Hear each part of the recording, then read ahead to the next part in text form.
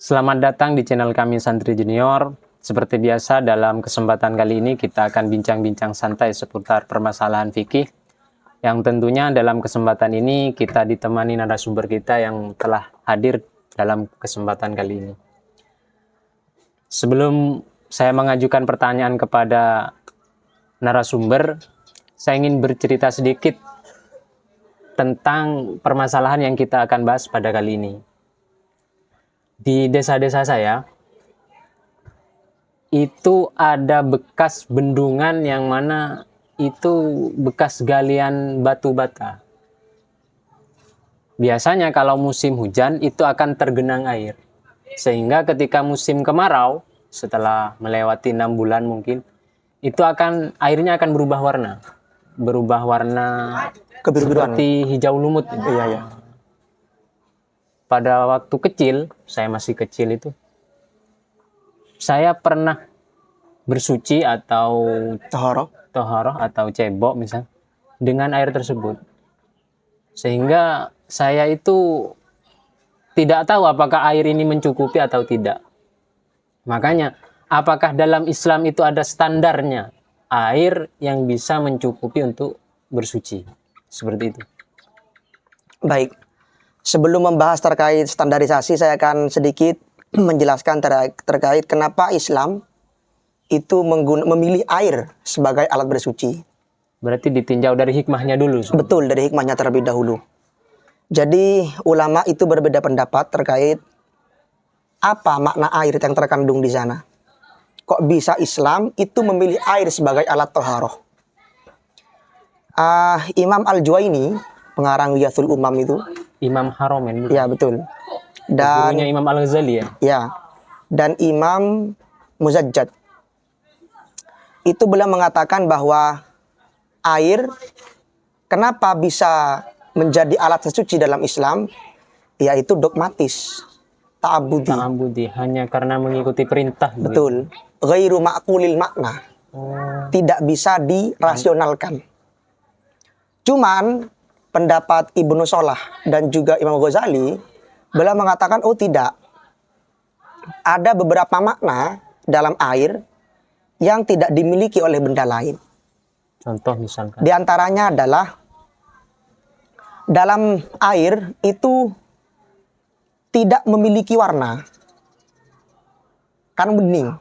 Ya. Jadi warnanya itu mengikut pada warna benda yang mewadahinya.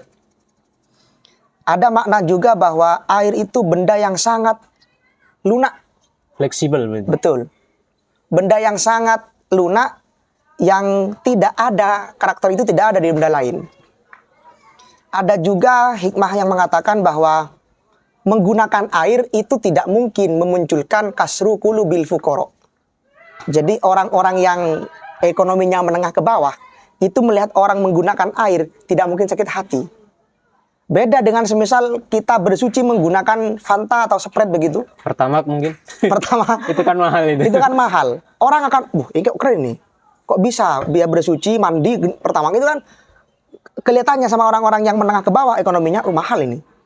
Akhirnya ulama memilih Islam memilih air, hikmahnya adalah penggunaan air itu tidak mungkin menyakiti pada orang-orang fakir.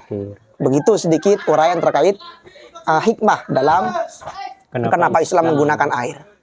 Selanjutnya adalah yang pertanyaan tadi itu standarisasi. Sebatas mana air yang bisa dibuat sebagai toharoh. Terkait persoalan standar atau dobit begitu ya. Itu ulama menjelaskan bahwa air yang bisa dibuat bersuci itu ada 7. Seperti air sumur, salju, dan lain sebagainya. Dari ketujuh air itu ternyata terdapat kesimpulan secara global, yaitu mana ba'aminal ardi atau mana zalaminas sama wa mana ba'aminal ardi. Air yang turun dari langit atau bersumber dari bumi.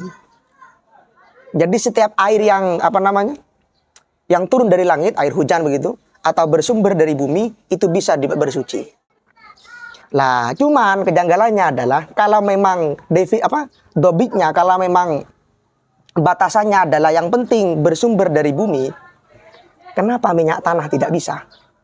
Oh ya, ada minyak tanah, bensin. Lah, betul. Itu kan kalau dalam teksnya naba aminal ardi, Sesuatu yang munculnya dari bumi, bersumber dari bumi. Kenapa minyak tidak bisa? iya itu alasannya. Nah, kenapa? ternyata kata ulama, ya karena itu bukan air. Itu jawaban singkat dari sebagian referensi mengatakan kenapa minyak bumi, minyak tanah itu tidak bisa dibuat sebagai alat bersuci.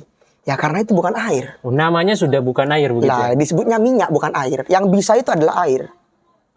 Berarti dari kesimpulan ini dilihat dari mata airnya, sumber mata airnya, Betul. kemudian yang kedua itu dinamakan air atau Apa? tidak? Ya, betul. Berarti ada 2 poin ini. Poin. Jadi kalau hanya bersumber nanti tidak bisa memasukkan tidak bisa mengeluarkan kasus minyak tanah. Makanya oleh ulama ini di samping bersumber dari bumi tapi juga harus berupa air. Begitu saya kira kalau terkait standarisasi. Standar air bisa digunakan untuk bersuci. Ya. begitu. Ya ini bisa ini bersuci. Nah, lalu yang terkait tadi air yang saya singgung di awal itu, air yang menggenang sehingga berubah warna itu. Lah, kalau terkait hal itu, ulama membahas bahwa air yang perubahannya itu bituli muksin. Ada air menggenang lama. Iya. Itu kalau kata ulama, seandainya perubahannya binafsihi, jadi berubah dengan sendirinya, disebabkan bituli muksin, itu gak apa-apa. Yang tidak boleh itu ada air jernih, kita masukkan sesuatu sehingga berubah gak boleh.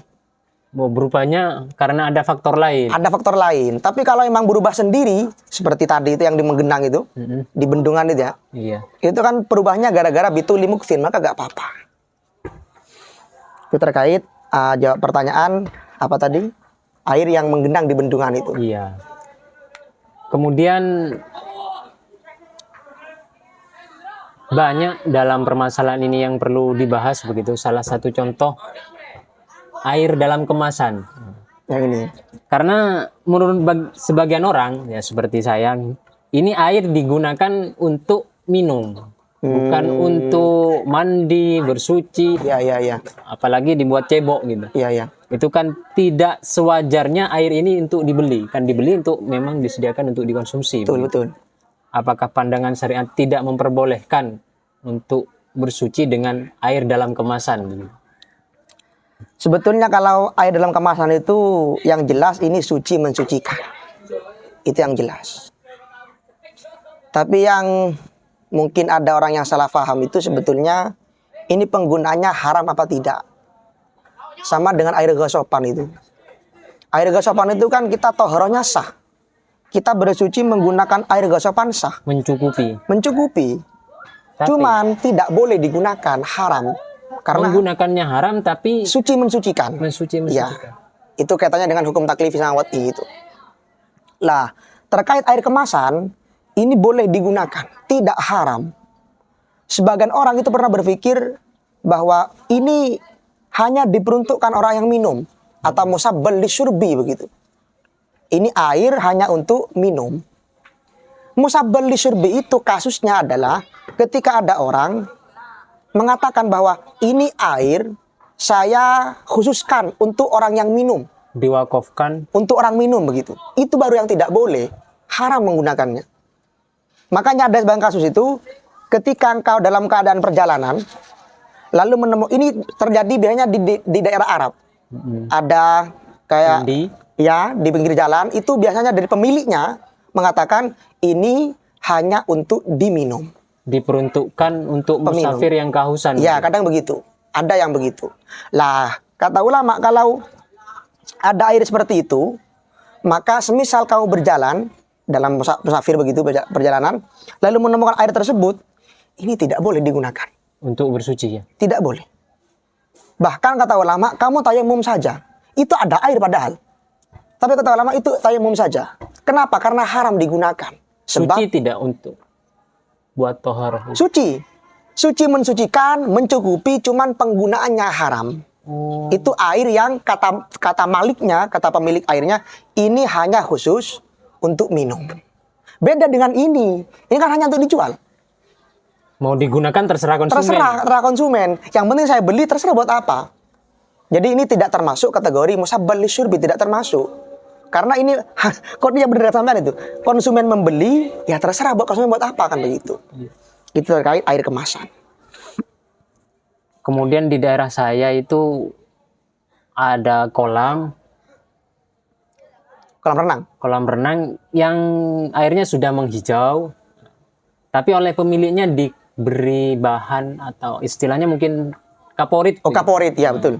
Dicemplungkan bahan-bahan tersebut, kemudian ditunggu agak sedikit lama, airnya berubah menjadi bening. Nah, itu menurut pandangan fikih, apakah air yang bercampur dengan kaporit, yang memang disengaja dicampuri kaporit, berarti, biar sebentar, bening? saya klarifikasi dulu, berarti airnya suci ya?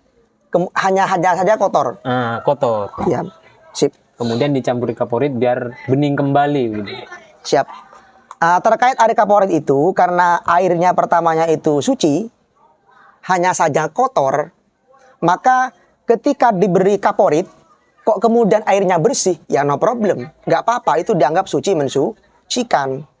Catatan besarnya adalah yang penting kaporitnya tidak terbuat atau bukan berupa benda najis. Bukan bahan-bahan najis. Lah, kalau memang kaporitnya bendanya suci, kemudian airnya itu suci juga, lalu kaporit yang fungsinya untuk menjernihkan air, ya nggak apa-apa.